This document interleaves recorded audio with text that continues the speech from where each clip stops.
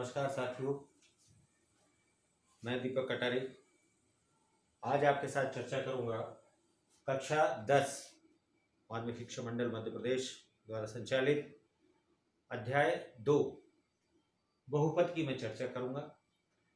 कक्षा 10 की गणित में दूसरा अध्याय बहुपद का है। बहुपद वार्षिक परीक्षा में 8 अंक निर्धारित है। बहुपद के लिए एक एक अंक के 2 प्रश्न आते हैं और एक प्रश्न 2 अंक का आता है, एक प्रश्न 4 अंक का आता है। कुल मिला के 8 अंक बहुपद के लिए निर्धारित है। तो हम शुरुआत से चर्चा करते हैं बहुपद क्या है। चूंकि कक्षा 9 में भी हमने अध्याय 2 में बहुपद का अध्ययन किया था। पुनरावृत्ति के लिए मैं फिर आपको बता दूं बहुपद की परिभाषा। बहुपद की परिभाषा, जब किसी एक चर की विभिन्न धन पूर्णांक घातें धन ऋण चिन्ह के साथ मिलकर एक बीजीय संरचना का निर्माण करती हैं तो उसे बहुपद कहते हैं। एक चर, वो चर x, y, z कोई भी हो सकता है। इसके लिए हम बहुपद की लिखा हुआ है किसी एक चर की विभिन्न धन पूर्णांक घातें x की घात 3 धन 2x स्क्वायर, इसके आगे कोई भी पूर्णांक लग सकते हैं, एक भी हो सकता है, प्लस 4x माइनस 5 धन ऋण कुछ भी लग सकता है। x यहां चर हमने x माना है। x की विभिन्न घातें 3 है, 2 है, 1 घात है।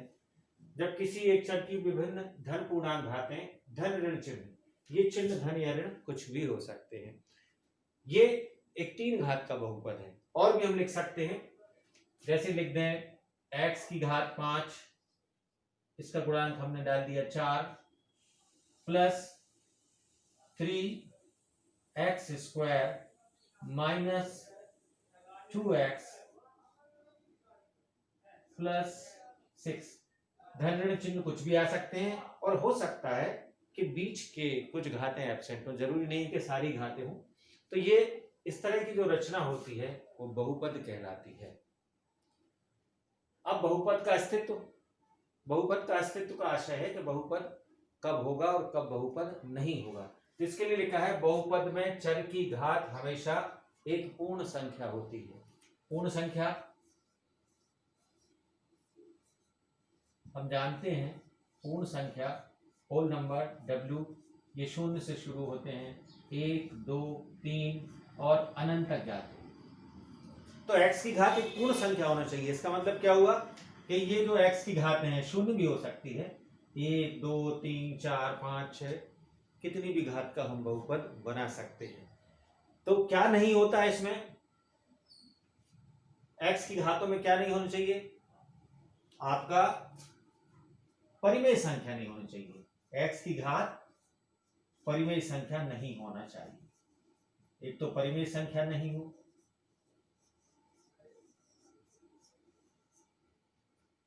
x की घात परिमेय संख्या नहीं होना चाहिए।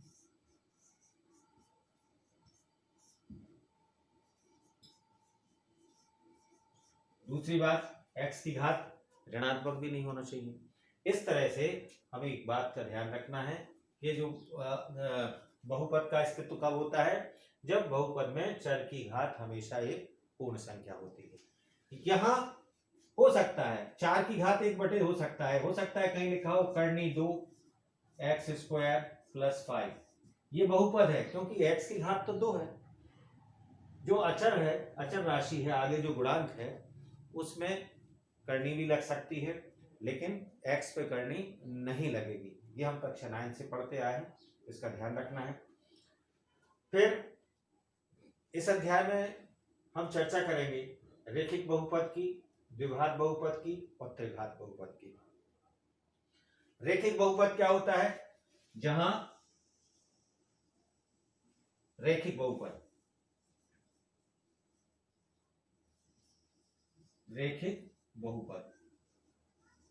रेखिक बहुपद का आशय है x की घात 1, तो रेखिक बहुपद बनेगा। कुछ उदाहरण हम लिखते रहे बहुपद के 5x + 4, 6x - 2 ऐसे लिखे जा सकते हैं। हो सकता है कि उसमें अचर पद ना हो, केवल लिखा हो 7x। ये भी रैखिक बहुपद है। तो रैखिक बहुपद के बारे में हम जानेंगे कि रैखिक बहुपद ऐसा बहुपद होता है जिसमें x की घात 1 होती है। फिर दूसरी चीज है द्विघात का बहुपद। द्विघात का बहुपद का मानक रूप में लिख रहा हूं, द्विघात के बहुपद का मानक रूप, मानक रूप ax² + bx + c। a b c कोई भी अचर राशियां हैं, हम इसको बना सकते हैं 5x² + 6x + 7। ये एक द्विघात का बहुपद है। अर्थात द्विघात का बहुपद का आशय क्या है, जब चर की अधिकतम घात, ये जरूरी नहीं कि x में ही हो, ये बहुपद y में भी हो सकता है, z में भी हो सकता है, अन्य किसी चर में हो सकता है। जब एक प्रश्न आता है ऑब्जेक्टिव में द्विघात बहुपद की घात अधिकतम कितनी हो सकती है, तो द्विघात बहुपद की अधिकतम घात 2 होती है। इसमें थोड़ा सा और चेंज करें, हो सकता है कि इसमें c 0 हो, तो ऐसा भी एक द्विघात बहुपद हो सकता है 6x² + 5x, ये भी एक द्विघात बहुपद है। हो सकता है कि उसमें b 0 हो, तो ये लिख सकते हैं 2x² + 3, ये भी द्विघात का बहुपद है, ये भी द्विघात का बहुपद है। ऐसा इसमें पद 2 हैं। क्या होता है कि आगे हम पढ़ेंगे अभी बहुपद की घात एवं पद में, ये जो बहुपद लिखा हमने, बहुपद में चर की अधिकतम घात ही बहुपद की घात कहलाती है। इसमें अधिकतम घात 3 है, इसलिए इस बहुपद की घात 3 होगी। इस बहुपद में चर की अधिकतम घात 5 है, इसलिए इसकी बहुपद की घात 5 होगी। तो इस तरह से ये बहुपद की घात 2 है, बहुपद की घात 2, ये दो घात के बहुपद है। एक चीज और होती है बहुपद के पद। कितने पद होते हैं, 1 2 3 4, इस बहुपद में 4 पद, इस बहुपद में 1 2 3 4 पद है। तो बहुपद की घात और बहुपद के पद, पद हम गिन लेते हैं। जैसे मैंने लिखा, एक बड़ा सा बना दिया 6x⁻⁷ + 4x⁻⁶ + 5x⁻⁵ + 4x⁴ + 9x⁻³ + 8x² + 7x + 9, ये एक बहुपद लिखा। नेचुरली ये 7 घात का बहुपद है। बहुपद की घात कितनी है, 7। इसमें पद कितने हैं, 1 2 3 4 5 6 7 8 पद। तो बहुपद की घात और बहुपद के पद को समझना है। फिर आता है बहुपद के शून्य क्या होते हैं। बहुपद के शून्य हम ज्ञात करेंगे। तो यहां आप ये समझ गए होंगे कि बहुपद की परिभाषा क्या है, बहुपद का अस्तित्व क्या है, रैखिक बहुपद क्या होता है, द्विघात का बहुपद, त्रिघात का बहुपद, बहुपद की घात एवं बहुपद के पद। इसके बाद हम ये देखेंगे कि बहुपद के शून्यक। बहुपद के शून्यक एक वास्तविक संख्या के बहुपद का नाम होता है y = px, क्योंकि ये y एक फलन होता है x के रूप में। y = px का शून्यक कहलाती है यदि p के बराबर 0। ये भाषा है, थोड़ी सी 9वीं 10वीं के बच्चों को कम समझ में आती है कि ये y = px और p के बराबर, इसको हम साधारण भाषा में देखा हमने। एक बहुपद है, उसको हमने लिख दिया 2x - 4, ये एक रैखिक बहुपद है। इसी को कह देते हैं वो y = px। क्या कह देते हैं इसको, y = px। इसको हम y = 2x - 4 लिख सकते हैं। उन्होंने कहा वास्तविक संख्या के बहुपद px का शून्यक कहलाएगी यदि p के बराबर 0। इसमें ऐसा कौन सा मान है x का रखने पे ये शून्य हो जाए, वह बहुपद का शून्यक होगी। तो इसको हम ज्ञात कर लेते हैं। जब शून्यक निकालना होता है तो 2x - 4 = 0 रख देते हैं और 2x बराबर हो जाता है 4 और x बराबर हो जाता है 4/2, इसलिए x बराबर 2। इस तरह से हमें मिला इस बहुपद का शून्यक 2 है। क्यों है 2? क्योंकि जब हम यहाँ रखेंगे 2, x की जगह 2 रखा, 2 गुणा 2 ऋण 4, 4 ऋण 4 बराबर 0। क्या हुआ कि x की जगह 2 रखने से ये बहुपद शून्य हो जाता है, इसलिए इस बहुपद का शून्यक 2 कहलाएगा। वही हमने कहा कि बहुपद में, किसी भी बहुपद में x का वह मान, x या y जो भी चर हो, x का वह मान जिसके लिए बहुपद शून्य हो जाए, बहुपद का शून्यक कहलाती है। यह है बहुपद की शून्य। और भी हम उदाहरण दे सकते हैं। अभी हम आपको एक उसके बता रहे हैं। अगर मान लो लिखा होता x² + 7x + 10, ये द्विघात का बहुपद है, इसके शून्यक भी ज्ञात करना है, आगे हम सीखेंगे। क्योंकि हमने ये देखा है, ये कक्षा 9th में भी हमने इसके गुणनखंड किए थे, मध्य पद को 2 भागों में विभाजित करके। ये हम थोड़ा शॉर्ट में बताते हैं आपको। गुणनखंड करेंगे तो आएगा x + 2 x + 5। इसका मतलब है जब हमने 9th में निकाला था तो इससे निकला था, एक इससे निकलता है x + 2 = 0 और एक इससे निकलता है x + 5 = 0। तो x बराबर -2 और x बराबर एक घात के बहुपद का एक शून्यक होता है, दो घात के बहुपद के 2 शून्यक होते हैं, और यदि 3 घात का बहुपद है तो 3 शून्यक होंगे, 4 घात का बहुपद है 4 शून्यक होंगे। तो यहाँ जो घात का बहुपद था 2 शून्यक निकले। इसका मतलब हुआ कि x बराबर -2 इसमें रख दें तो ये शून्य हो जाएगा, इसलिए इसका शून्यक कहलाएगा। रख के देखें आप, और यदि x बराबर ऋण 5 भी रखते हैं तो भी ये बहुपद शून्य होगा। कैसे होगा?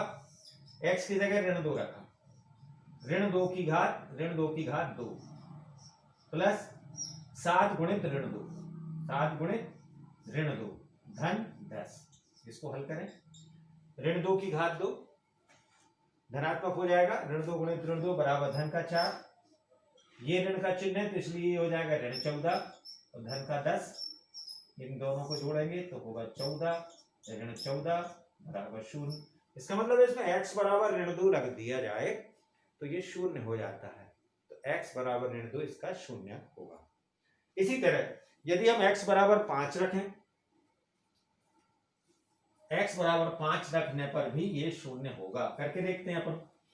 इसमें हमने x बराबर 5 रखा तो ऋण 5, x बराबर ऋण 5, ऋण 5 की घात 2 धन 7 गुणित ऋण 5 धन 10। इसको हल करें, यदि शून्य होता है तो ऋण 5 शून्य होगा। ऋण 5 का वर्ग धन के 25 हो जाएंगे और ऋण 35 धन 10। इस तरह से ये दोनों जुड़ गए, धन के 35 माइनस के 35 बराबर 0। तो हमें ये समझना है कि बहुपद के शून्यक क्या होते हैं। हम निष्कर्ष पर पहुंचते हैं कि बहुपद में x का वह मान जिससे बहुपद शून्य हो जाए, बहुपद के शून्यक कहलाएंगे। इसको हम आगे भी ज्ञात करेंगे। चलिए और आगे बढ़ते हैं, इसको भी मिटाते हैं। अब बात आती है, कोई बहुपद का ग्राफ खींचना।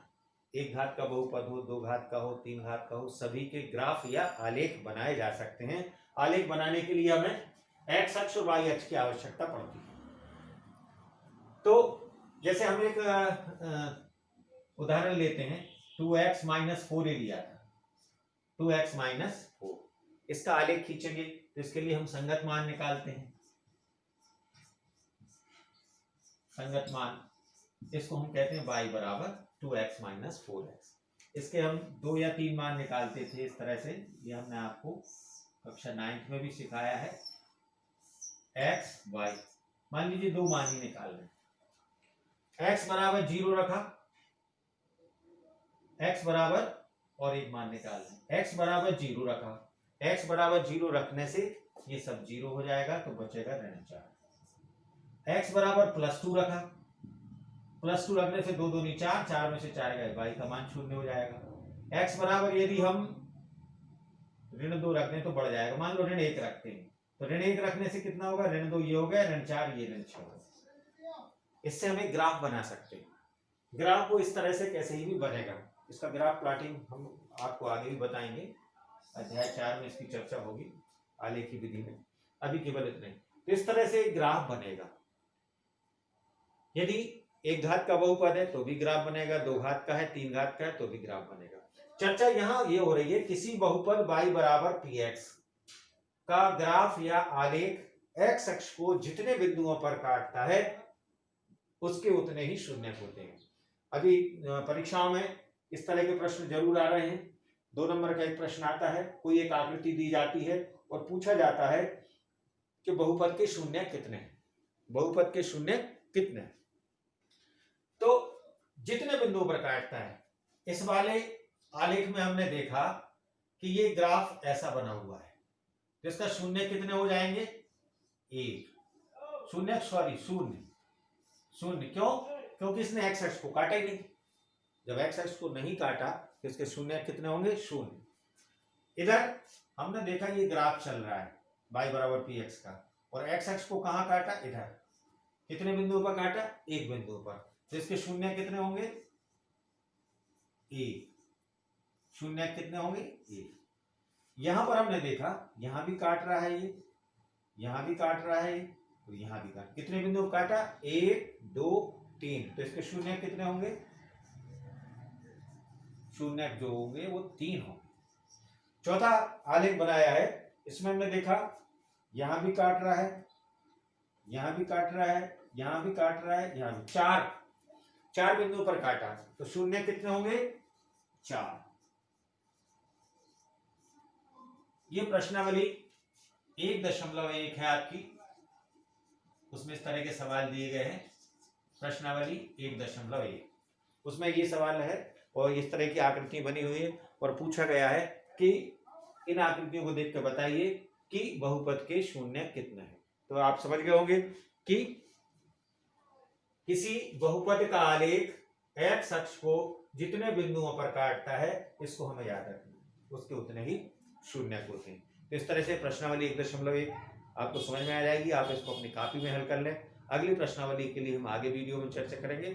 चलते हैं, धन्यवाद। आगे की वीडियो आप देखते रहें।